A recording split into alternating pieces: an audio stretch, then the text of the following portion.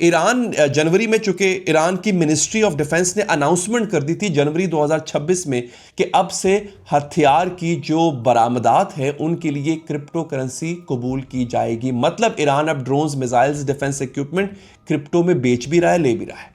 वही blockchain rails जो जंग से पहले हथियार के कॉन्ट्रैक्ट सेटल कर रहे थे, अब जंग के दौरान वो हुर्मुज़ पे टोल सेटल कर रहे हैं। बैरे हुर्मुज़ के टोल बूथ को नई टेक्नोलॉजी नहीं चाहिए, उसे सिर्फ पुरानी टेक्नोलॉजी का नया इस्तेमाल चाहिए था। वो टेक्नोलॉजी जो पहले से इंडस्ट्रियल स्केल पर चल रही थी, जो पहले से ग्लोबल स्टेबल कॉइन मार्केट्स में एम्बेडेड थी, जो पहले से आधे ऑलमोस्ट $500 बिलियन के टोकन से फंडेड थी।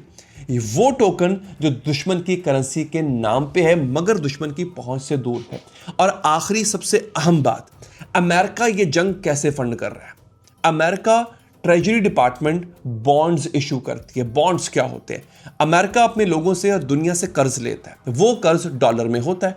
इस कर्ज से वो एयरक्राफ्ट कैरियर चलते हैं, मिसाइल बनते हैं, जहाज उड़ते हैं।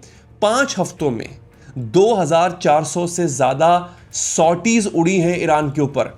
सॉटीज का मतलब होता है जहाज़ों की एक जत्था जहाज़ों का, ठीक है। ये सब डॉलर ने फंड किया, डॉलर ना हो तो चल नहीं सकता।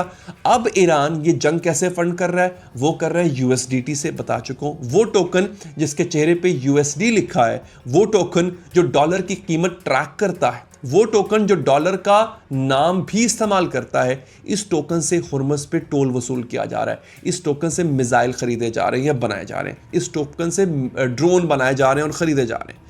अब देखिए दोस्तों, यूएसडी ये 3 हरूफ दोनों तरफ हैं।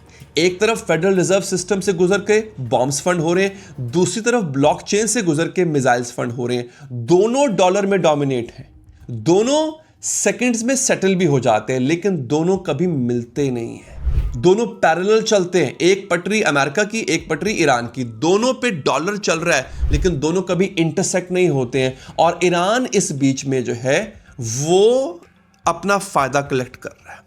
वो इस छोटी सी, इसको लूप होल भी कह सकते हैं, इसको एक खामी भी कह सकते हैं, ईरान उस छोटी सी खामी से फ़ायदा उठा के अपनी पूरी की पूरी जंग को फंड कर रहा है। दोस्तों अब ज़रा कॉन्टेक्स्ट समझिए।